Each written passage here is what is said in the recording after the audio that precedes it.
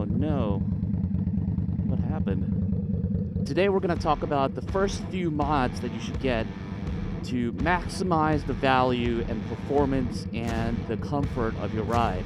They say that no bike is perfect, but to me, the Scout Bobber comes pretty close. I've had my Scout Bobber close to 2 years and it's never let me down.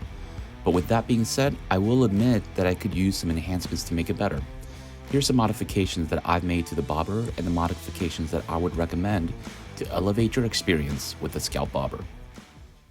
So the first modification I would say that you must do on your Scout Bobber is the seat.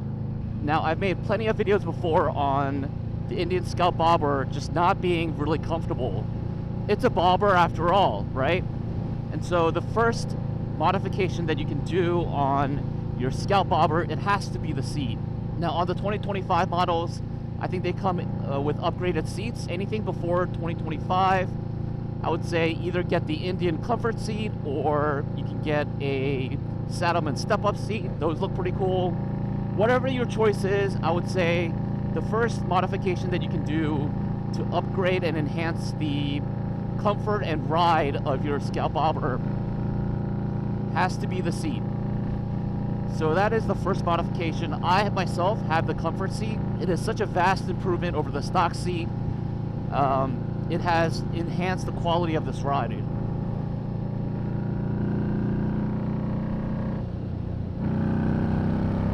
My major complaints with the stock seat is, one, it's not very comfortable, and two, it doesn't really hold you in place. So if you can upgrade the seat, you're going to be doing yourself a huge favor. If you want to take comfort to a whole nother level, the next upgrade should be the rear suspension. There's a few options out there on the market. I personally ended up buying the Indian piggyback shocks. Now, similar to the seat, if you really want to spend a little bit of money and completely change the comfort and the performance of your Scout, is the suspension.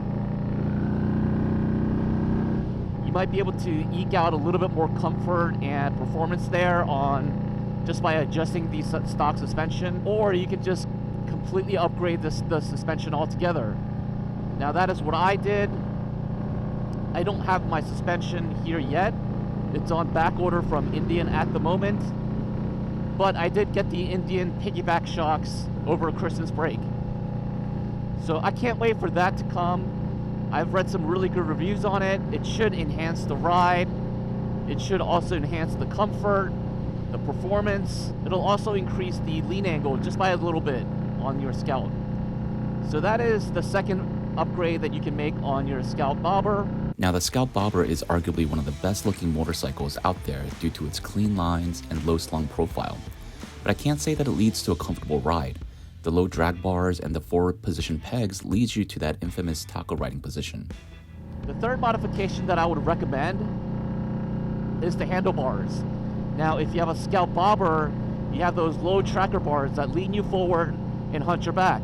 Looks really cool, not great for comfort over long distance. My Scout Bobber 20 and I believe also the Scout Rogue come with these little mini apes. I specifically chose the Scout Bobber 20 for that reason because I didn't want to be hunched over.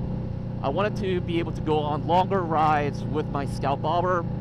So I got the Scout Bobber 20, comes with mini apes, really sits you upright, arms forward, very relaxed seating position. It is really going to vastly improve the quality of your ride and your enjoyment of the Scout Bobber.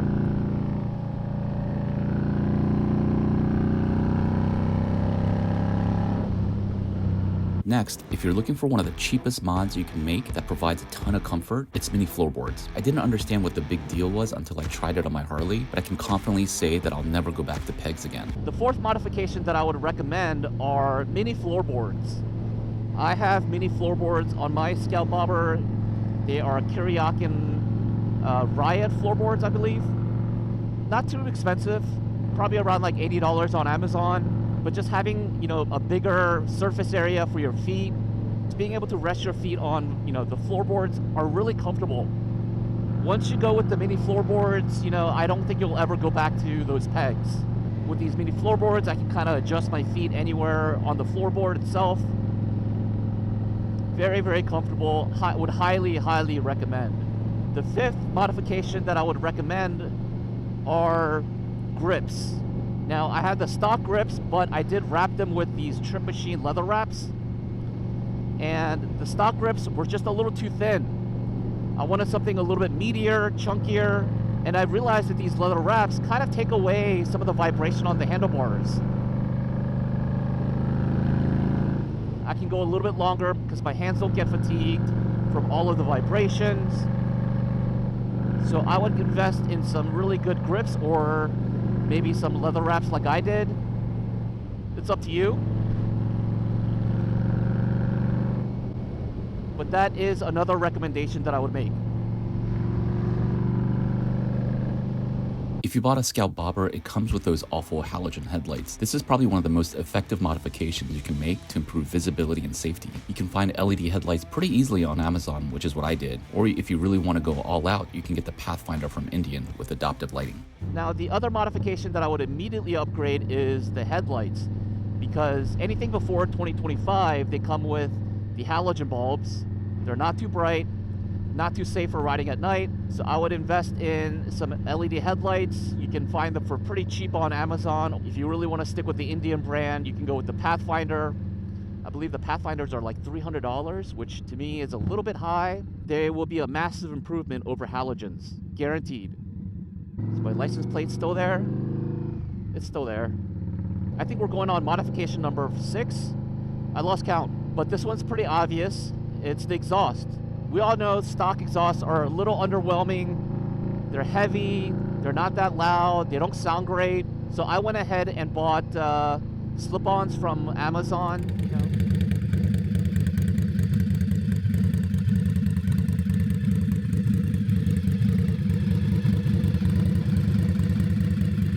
I wanted something to just get me by. You know, this isn't a long-term solution by any means whatsoever, but I just wanted something to increase the volume of the Scout Bobber, reduce some of the weight, whatever you decide, whatever your budget allows. The exhaust would be a highly recommended modification for your Scout Bobber. Not only will it enhance the performance of your bike, it'll look much better, you'll reduce some of the weight, so you can't lose. The last modification that I would make is you need some storage. You're going to carry around a few things if you're thinking about taking the Scout Bobber for a longer rides. So I have an Ents Kuyo saddlebag. I keep my tools. I keep a few odds and ends, bottles of water, a bottle of water, whatever I decide I need to carry along with me for that ride. I also have this Thrashin Supply tank bag. I bring it around with me every once in a while. Right now I have my DJI Osmo Pocket camera in there. But those are all the modifications that I've either done or are planning to do. And I would highly recommend them to you because that's how I've ridden this bike for about a year plus now. So if you're thinking about getting the Scout Bobber, or if you have one and are looking to do some modifications, those are the modifications that I would recommend. All right, guys, that's going to be it for me today. Thanks for tuning in. And until next time, I'll see you all later. Peace.